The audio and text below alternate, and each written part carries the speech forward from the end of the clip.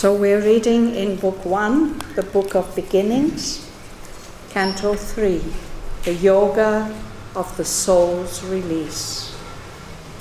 And this is telling about King Aswapati and his inner development and how that has become very, very much enriched with the help of an aspect of the mother, the goddess of inspiration, who has been revealing to him all kinds of new knowledge.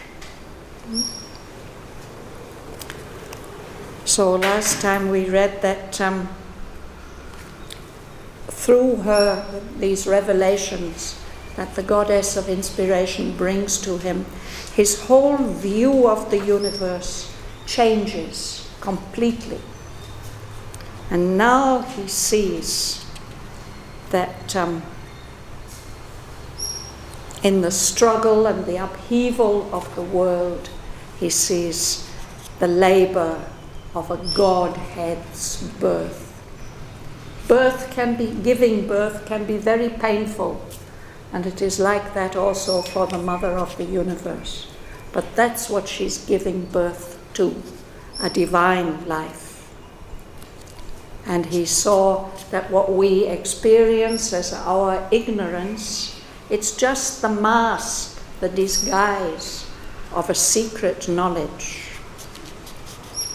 And all the things that it seems we cannot change, fate, necessity, he realizes that this is just, again, a disguise, a covering of a game of chance which is being played by the omnipotent will.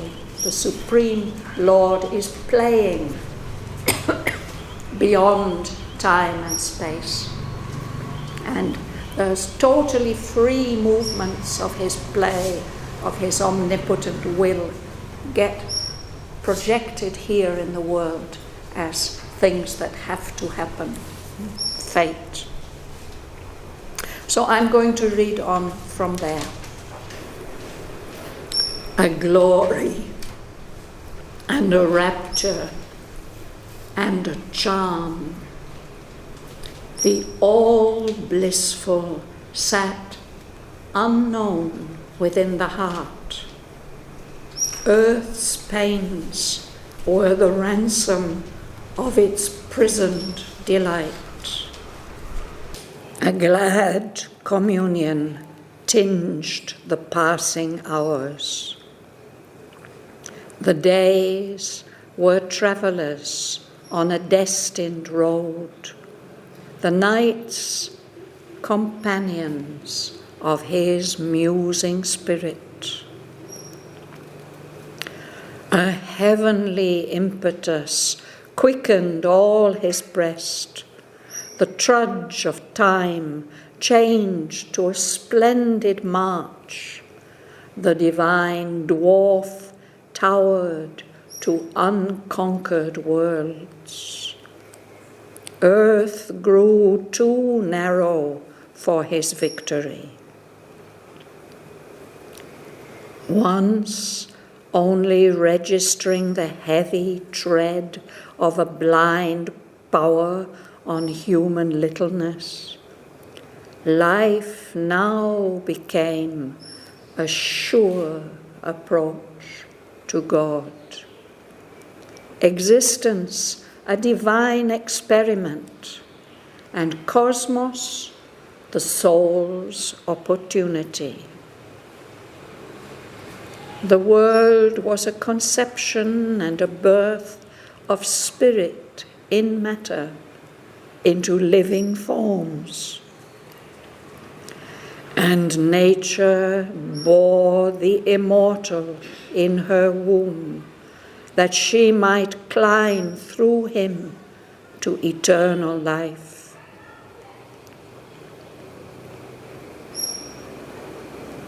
His being lay down in bright, immobile peace, and bathed in wells of pure spiritual light. It wandered in wide fields of wisdom self, lit by the rays of an everlasting sun. Even his body's subtle self within could raise the earthly parts towards higher things and feel on it the breath of heavenlier air. Already it journeyed towards divinity, upbuoyed upon winged winds of rapid joy, upheld to a light it could not always hold. It left mind's distance from the truth supreme and lost life's incapacity for bliss. All now suppressed in us began to emerge. I'll pause there, but perhaps today we might reach the end of the canto. You will begin, Martin.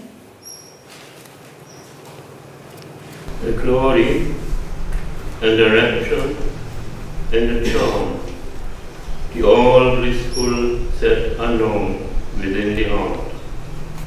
Earth's things were the ransom of its prisoned delight.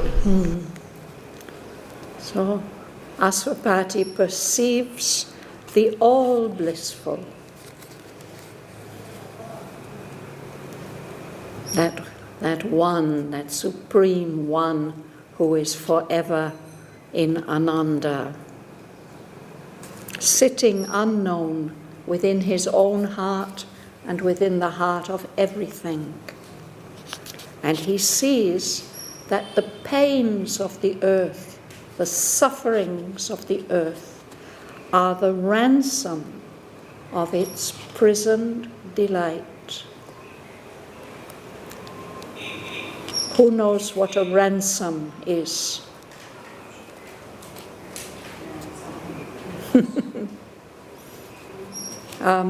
A ransom is what kidnappers ask.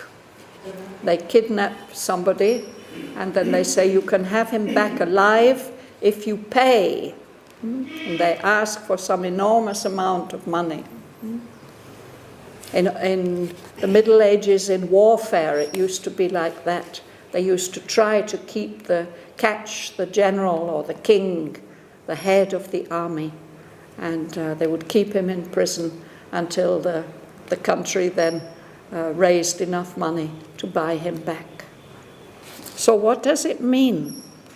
Earth's pains, the suffering of the earth, is the ransom of its prisoned delight. It's as if the delight of the all-blissful, it's in the heart, but it's as if it's imprisoned there, behind the appearances. And the suffering that we go through here in the material world is like a price that has to be paid for the release of that delight, so that we can all experience it always. It's as if the pains that we go through are a kind of preparation. They prepare us to be able to experience the delight, or they prepare our matter and the physical being, the outer being, to be able to experience the delight of the all-blissful.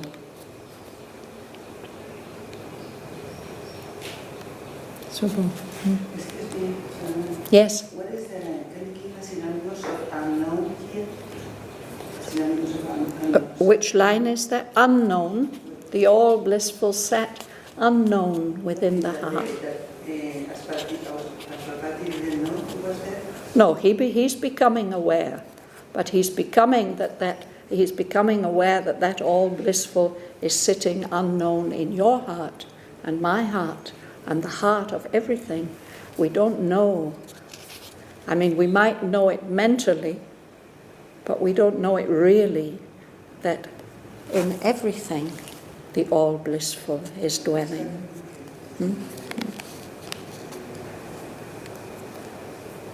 A glad communion tinged with a passing hour, the day where traveller on a destined road, the night's companions of his musing spring. Yes.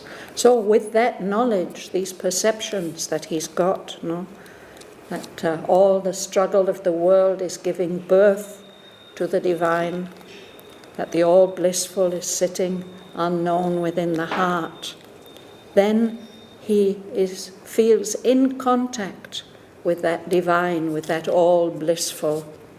And that contact, that communion, that communication with the all-blissful within the heart, tinged, it gave a beautiful colour to every passing hour. So the days became travellers on a destined road. He can see where that road is leading, and he's absolutely sure he's going to be able to reach the end of that road.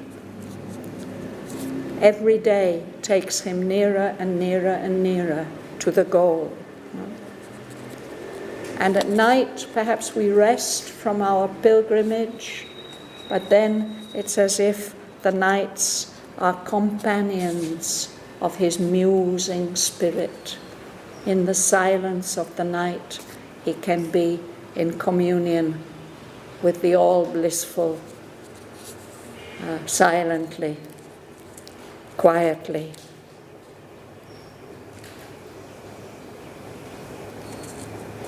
A heavenly impulse quickened all his breast, the trudge of time chained to a splendid watch, the divine drop toward to unconquered words, yet being too narrow for his victory. Yes.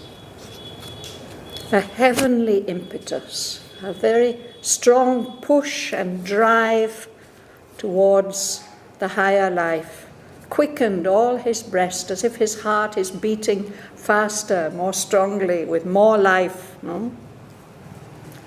And perhaps to us in our ordinary life, the trudge of time, it might seem like a dull journey very often, and that we don't move very fast on our pilgrimage. It's hard work and trudge. It's when you walk in a tired way. It's difficult to put one foot in front of the other. The trudge of time. For him, with this quickening in the breast, it changed to a splendid march, a march of victory on a destined road. And he experiences the divine dwarf towered to unconquered worlds. Can anybody tell us the story of the divine dwarf? Any of you Indian ladies, you know this story? No? One of the avatars Of Lord of Vishnu. Vishnu, Yes. he tries to measure the land through his Yeah. straight, Yeah, there was a big king, a very powerful king, and I think he might have ruled very severely, and the people were praying to Lord Vishnu that come and help us, come and help us. So he appeared on earth in the form of a very small person, as a Brahmin boy, a little person, very small in stature. And he appeared before the king, and he requested for a boon, that he should be given as much land as he could cover in 3 strides. So that King Mahabali, he looked at that little person and he thought there can't be any harm in giving him as much land as he can cover in 3 strides. So he agreed. He said, yes, you shall have it. But that tiny little dwarf, he's a divine dwarf. With his first step, he covered the whole earth. And with the second step, he covered the whole heavens. And then he said to the king, where am I going to take my third step? And then the king realized his mistake, and he bowed his head and he said, put your feet on my head. In that way he became humble and a true devotee of Lord Vishnu, and that saved the people on earth. And that divine dwarf, it's one in the series of the avatars of Vishnu. It's the first one in a somewhat human form. It's not in a full human form, it's a small being, but it's on the way to being a human being. The next avatars are all in human form. So this says something about Asvapati himself. Perhaps all of us are this divine dwarf. And when we have the full realization, then we gain our true, greater divine stature. It's something like that. And when that happens, then the earth, it's only just the first step. It's too narrow for the full victory.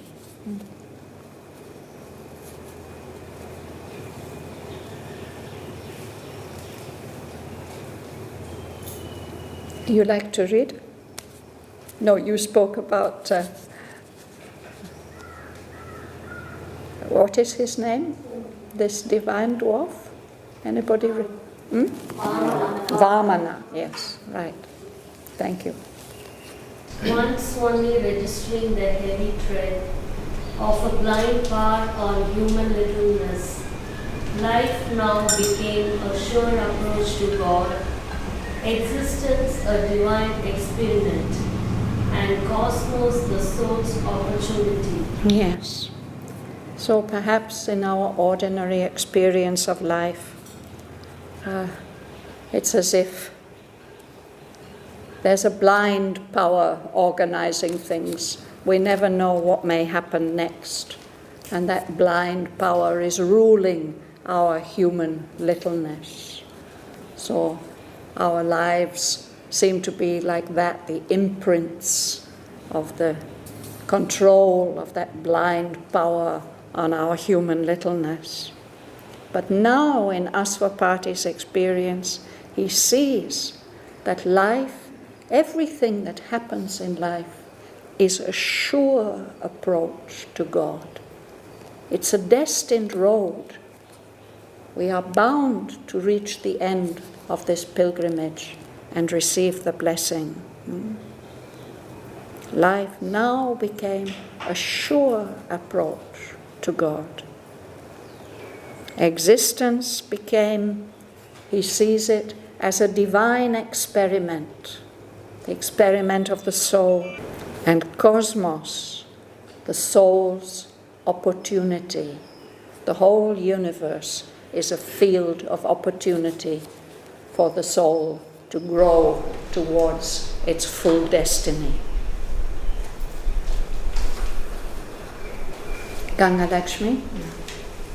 The word was the conception and birth, a spirit in the matter into living forms, and nature bore the immortal inner womb, that the might climb, That she might climb through him to eternal life. Yes. So this is his new way of seeing our material world. He sees that the world is a conception and a birth. The seed is planted and the spirit is born in matter, in living forms. And he sees that this world of nature, which seems to us to be mechanical and unconscious, she's actually going to give birth to the immortal being. She's carrying the immortal being in her womb. And she's doing that. She's going to give birth to the immortal being so that she herself, nature, Prakriti, can follow all these steps of evolution up to the very highest level, the level of eternal life.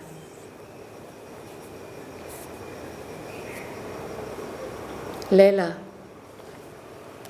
Is being laid down in bright, immobile peace and bathed in wells of pure spiritual light. It wandered in wide fields of wisdom self, lit by the rays of an everlasting sun. So seeing all this, his whole being just relaxes. It lies down in bright, immobile peace. There's no tension and anxiety, stress at all anymore. His whole being bathes like being in a lovely deep pool of wells of pure spiritual light. He can just soak himself in that wonderful spiritual light, his whole being. And his being can wander in wide fields of wisdom self, just enjoying wandering from one marvelous discovery to another. And it's always lit by the rays of an everlasting sun. The sun of the Supreme Consciousness is lighting his being. No shadows, no darkness.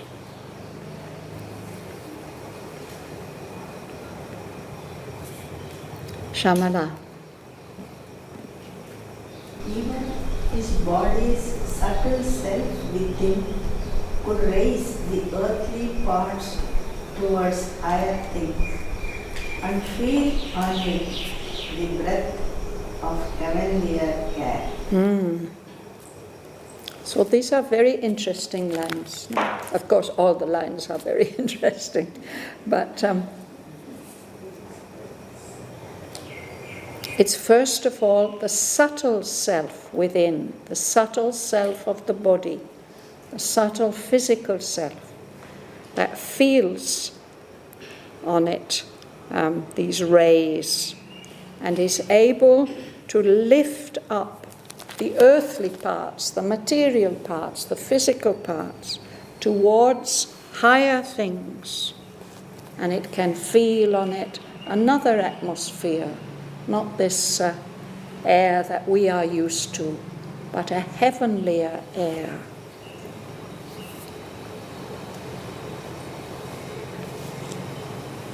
This is a very important step towards the transformation, is when the subtle self of the body wakes up and feels that heavenlier air and is able to lift up the more physical parts.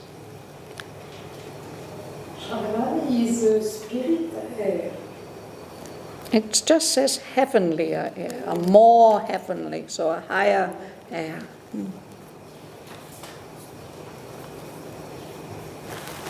Would you read, please, Devin?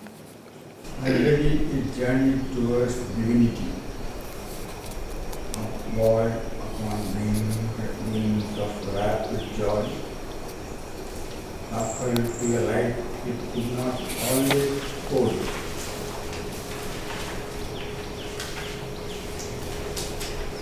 It left mind's distance from the true supreme and lost life's incapacity for bliss.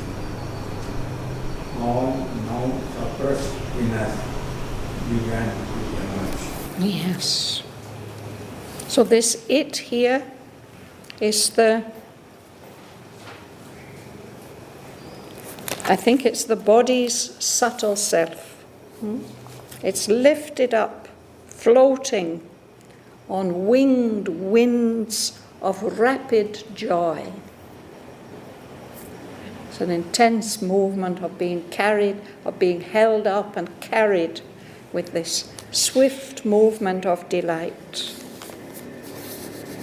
The body is being upheld towards a light it could not always hold.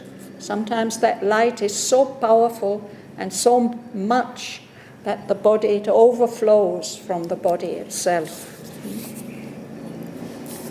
But that those earthly parts and the subtle self, it leaves behind our state, mind's distance from the truth supreme.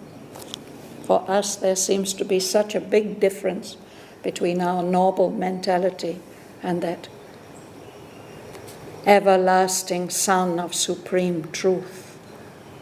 But he's lifted up higher, leaves that vast sense of distance behind, and loses life's incapacity for bliss. Our life force is simply not able to experience ananda, except in very small doses perhaps. So in this way, all the things, all the wonderful potentialities that are in us, but they're suppressed, they're held down by the weight of matter and the darkness of ignorance. They are suppressed in us. In Asvapati, they begin to emerge, to come out, to enjoy the light and the bliss.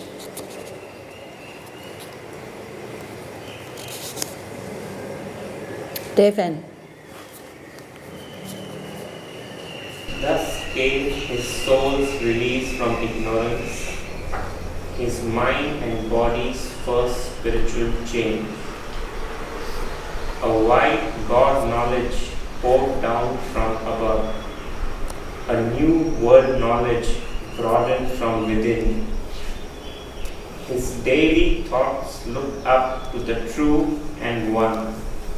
His commonest doings welled from an inner light. Yes. So in this way, the title of this canto is called The Yoga of the Soul's Release. So that's what we've been reading about. How does this come about? So for Asvapati, in this way, came about his soul's release from the ignorance. He's liberated.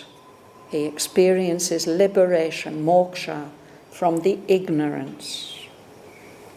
But Aurobindo says this is not the end of his yoga. This is just the first spiritual change of the mind and the body. But it's a very, very wonderful change. A wide God knowledge poured down from above. A new world knowledge widened from below, broadened from within. It's as if his inner being is released and spreads out more and more widely. His daily thoughts, all his ordinary everyday thoughts, are looking up to the true and the one. And even his commonest doings, just his small everyday acts that he has to do, it's as if they're pouring up from a spiritual, an inner light. There are certain kinds of wells. A well, there's water in it, but often the water is a long way down. Yeah? But there are certain kinds of water, of wells, where the water just bubbles up, and pours out. So it's like that.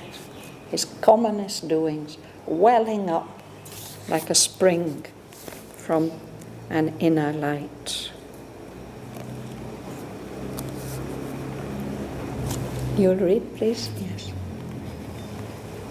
Awakened to the lines that nature hides, attuned to her movements that exceed our ken, he grew one with the covert universe. Covert universe, yes. So now he's awakened, he's aware of all kinds of lines of development that are hidden from us normally by the appearances of nature.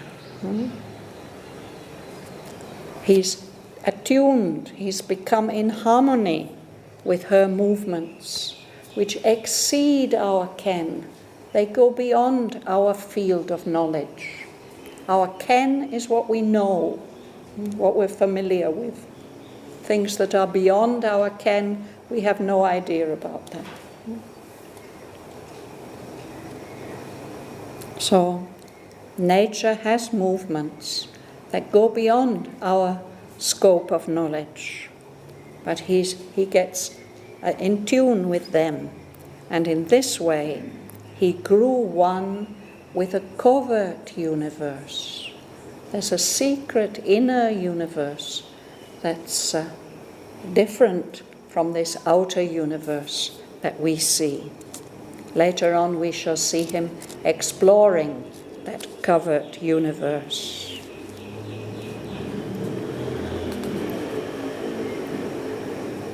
You like to read?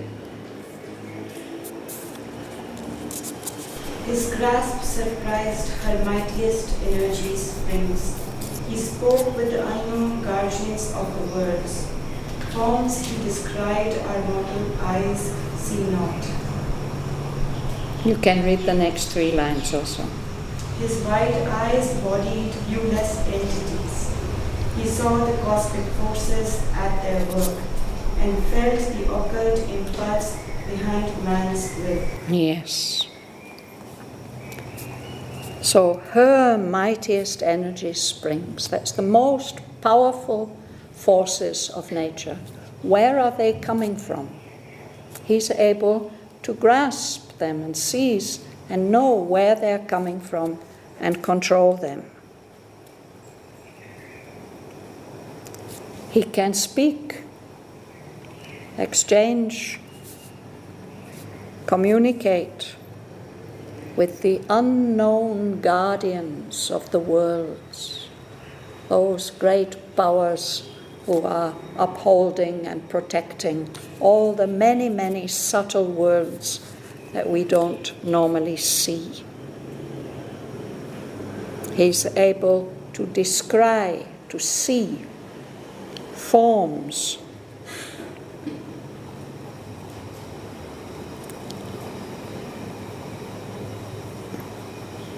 that our physical eyes, our eyes that are subject to death, cannot see. He can see the universal forces working, and he can feel the occult impulse behind man's will. We human beings do things, and often we do not really know why we are doing them. Why do we feel that this or that is the right thing to do? We are being moved by hidden forces that suggest to us, prompt us, push us, do this, do that. He is able now to discern what are those forces that are manipulating our human will. Mila. Time's secrets were to him an earth-bred book, The records of the future and the past outline that extent on the etheric page. Yes. So this is another thing that happens. Being able to see what has happened in the past. It's like reading a book, an oft-read book, your favorite book that you read over and over and over again. You can dip into it at any time and enjoy it. So time secrets were to him an oft-read book, because the records, not only of the past but also of the future, outlined their excerpts on the etheric page. An excerpt is not the whole book, it's parts of it, paragraphs or sentences from here and there. But he can see those excerpts, those snippets out of the book of time. They are outlined on the etheric page. Ether is the word in English that corresponds with Akash in Sanskrit. So occultists tell us that there's an Akashic record in that subtlest etheric atmosphere. Everything that has ever happened and everything that will ever happen is recorded there.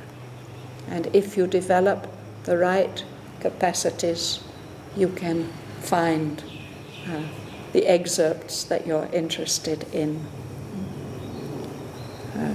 Mother spoke of it to Huta. She said it's like an immense library. And if you have the key, you can find there any information that you want.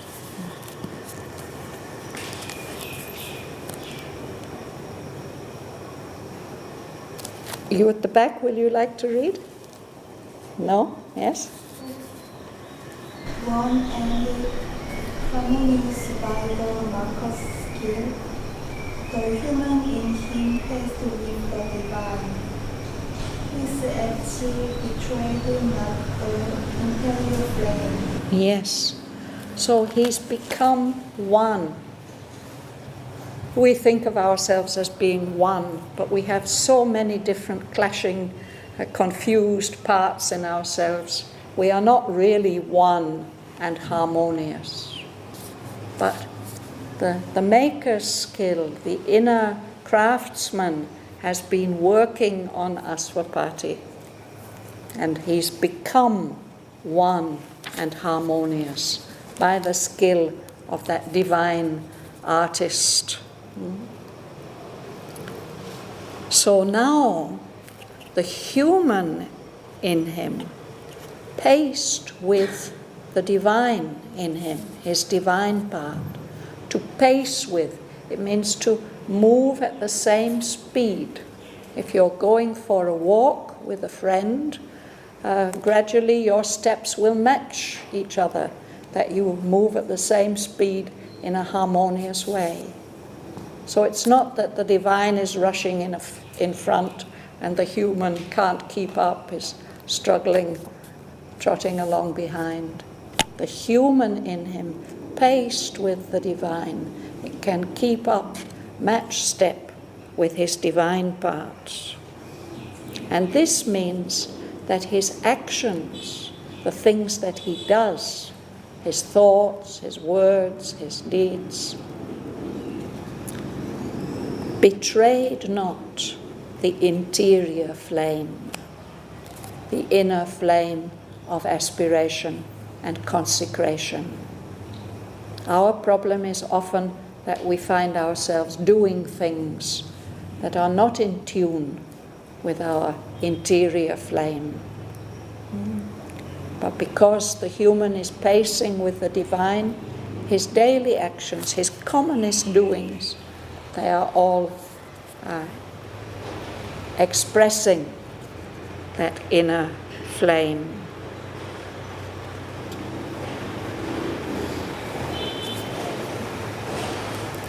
Yes, please.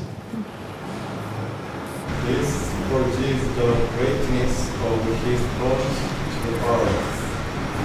The genius heightened in his body's cells, then knew the meaning of his faith-edged world, akin to the march of unconquered powers beyond life's path, in space immensities. Thank you. So this transformation, this first spiritual change, he says, it forged the greatness of King Aswapati's front, his appearance. It's the part of himself that he puts in front to deal with the world. Forged. It's like a metalsmith making a wonderful tool or a statue. It requires a lot of hard work, but it makes something very, very durable. Forging. It's what a smith does in his smithy. He can make a sword, for instance, with a lot of heat and labor and effort. He can forge something. He can make something that will be very strong and lasting.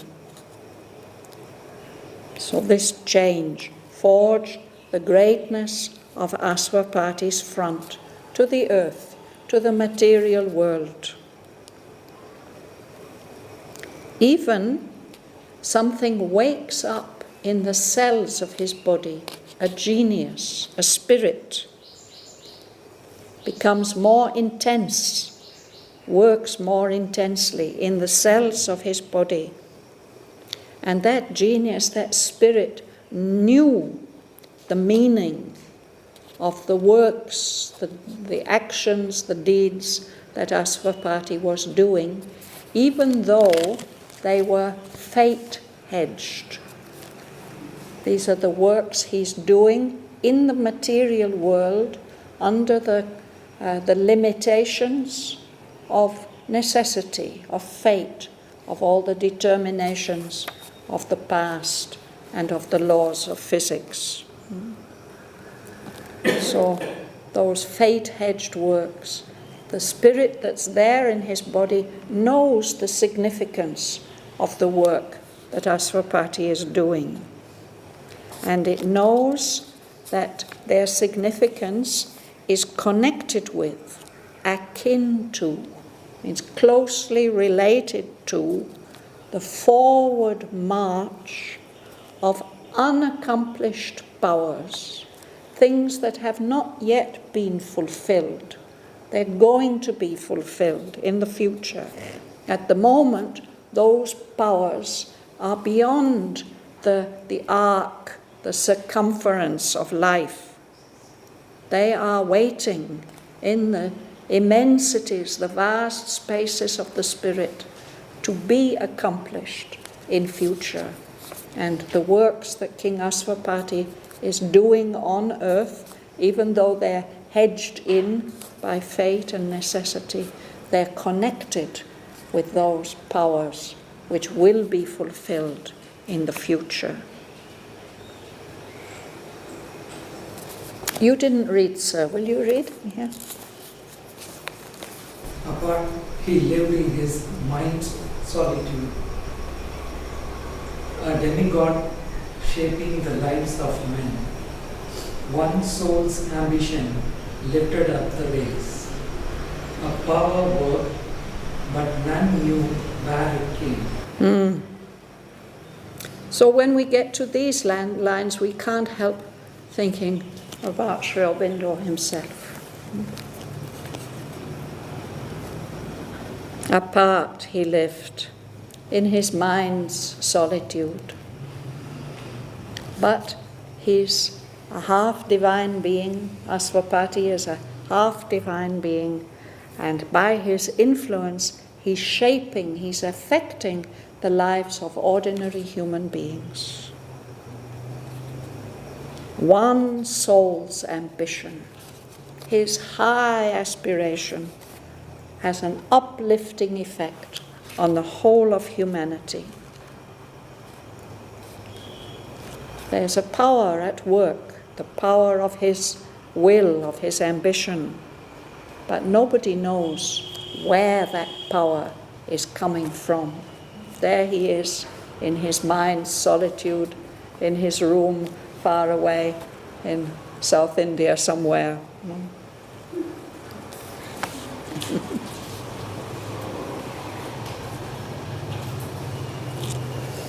Your turn now.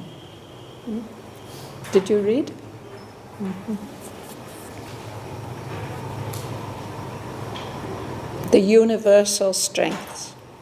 The universal strengths were linked with his, filling earth's smallness with their boundless breadths. He drew the energies that transmute an age. Isn't this wonderful? No? His own individual strengths, spiritual and material, are linked with the powers of the universe. So here he is in a human body. He fills the smallness, the limitations of earth, of matter, with the boundless breadths of those universal forces. And he draws to the earth the energies that transmute an age, that transform a whole age of human history.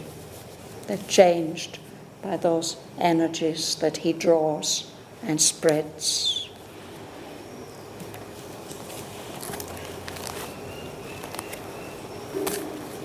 Immeasurable by the common look, he made great dreams a mold for coming things, and cast his deeds like drones to front the years. His walk through time outstripped the human stride, lonely his days and splendid like the sun's. So Asvapati becomes, like Aurobindo, immeasurable by the common look. When people just saw him, they couldn't understand. They couldn't see what he really was. The ordinary look. Maybe the soul could feel and sense and see. He made great dreams a mold for coming things. A mold is a shape, it may be just clay or wax or something, but we can pour into it something much more lasting and have a beautiful statue. He has these great dreams. He looks into the future and sees wonderful things that could be realized. And those dreams become molds into which the coming things can be poured and be realized. We use a mold to cast a bronze statue. So it says he cast his deeds, his actions, like bronze. It's such a long-lasting thing. We have bronze statues that are thousands of years old. It's not something that just lasts for a little while. No. He cast his deeds like bronze, like a great monument to face the coming years. And his walk, his progress, his steps forward, his steps in time, through time, outstripped the human stride. When you outstrip somebody, it's like in a race. There are two runners running as fast as they can, and one of them goes in front. He outstrips the other one. He runs faster. So Asvapati's forward movement is much more powerful than the ordinary human steps that we can take in a lifetime. His days are lonely. He's all alone. There's nobody like him. Splendid, like the suns, shedding light, spreading light and energy everywhere.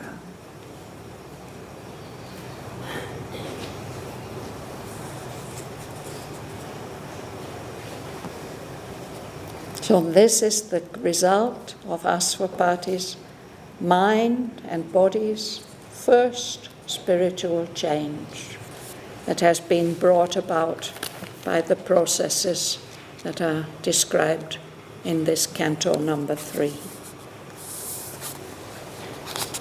On the previous page, page 43, line 1, 2, 3, 4, 5, line 752, we read about a secret knowledge.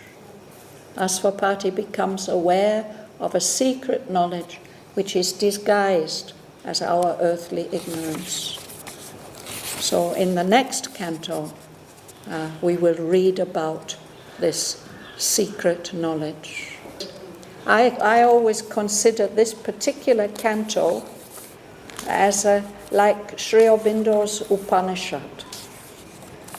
So he's going to share with us the secret knowledge that Asvapati has gained through all this experience with the goddess of inspiration, with wisdom, with discernment. All that knowledge that he has gained, Sri Aurobindo is going to share with us in the next canto. And that is the basis. We can begin to understand the basis on which all the rest of the poem is written. So we can start that next week. But, Shraddhavan, sorry, I have another question. But after, when he read Secret Knowledge, he wrote book 3, was another book. So we have New Creation, Vision and Grace. Is after Secret Knowledge or before or together? Sorry. In Asvapati's experience, what is described now, what is shared with us in Canto 4, comes before, actually quite long before, what is described in Book 3. In between, there's all these 18 years of tapasya, which are described in Book 2. 18 years. I mean, in the legend it says that King Asvapati worshipped the Divine Mother, Savitri, offered prayers, tapasya to her for 18 years. And only after 18 years she revealed herself to him.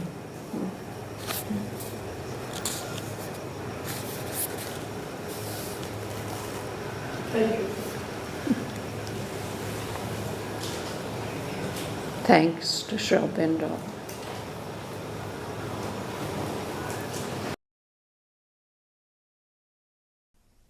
A glory and a rapture and a charm, the all-blissful sat unknown within the heart. Earth's pains were the ransom of its prisoned delight. A glad communion tinged the passing hours. The days were travellers on a destined road, the nights companions of his musing spirit. A heavenly impetus quickened all his breast. The trudge of time changed to a splendid march. The divine dwarf towered to unconquered worlds. Earth grew too narrow for his victory. Once only registering the heavy tread of a blind power on human littleness, life now became a sure approach to God, existence a divine experiment, and cosmos the soul's opportunity. The world was a conception and a birth of spirit in matter into living forms, and nature bore the immortal in her womb, that she might climb through him to eternal life.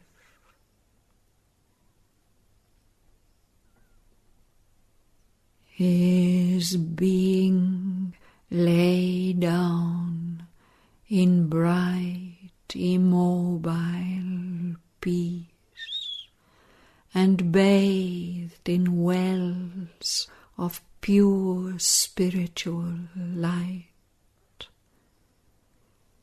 It wandered in wide fields of wisdom self, lit by the rays of an everlasting sun. Even his body's subtle self within could raise the earthly parts towards higher things, and feel on it the breath of heavenlier air. Already it journeyed towards divinity, upbuoyed upon winged winds of rapid joy, upheld to a light it could not always hold. It left mind's distance from the truth supreme, and lost life's incapacity for bliss. All now suppressed in us began to emerge. Thus came his soul's release from ignorance, his mind and body's first spiritual change. A wide God knowledge poured down from above, a new world knowledge broadened from within. His daily thoughts looked up to the true and one. His commonest doings welled from an inner light. Awakened to the lines that nature hides, attuned to her movements that exceed our ken, he grew one with a covert universe.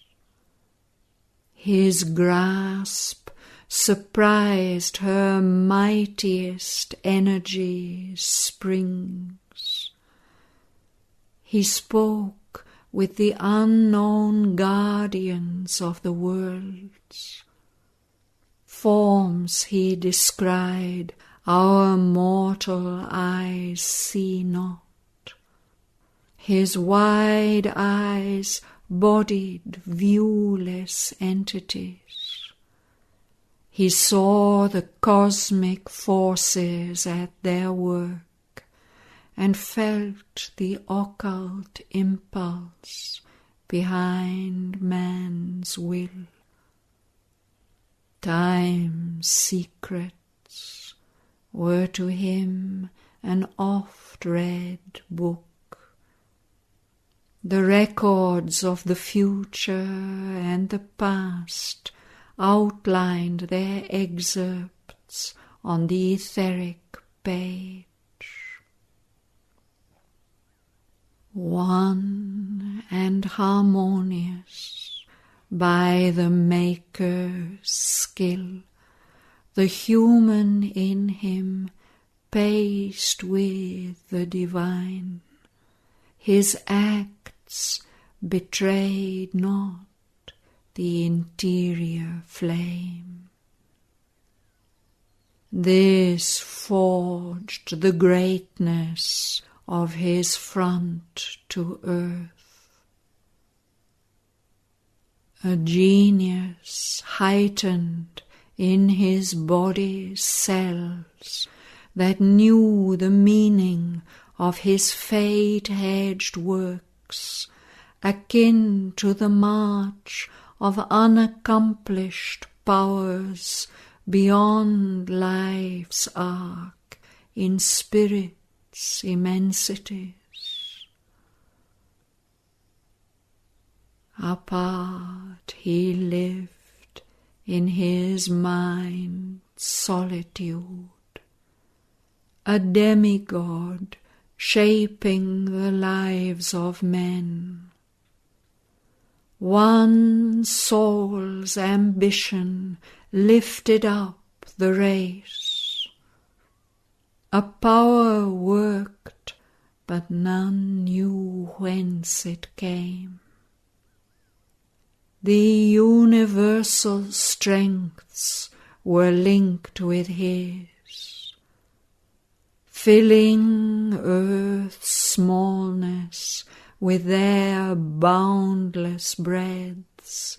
He drew the energies that transmute an age.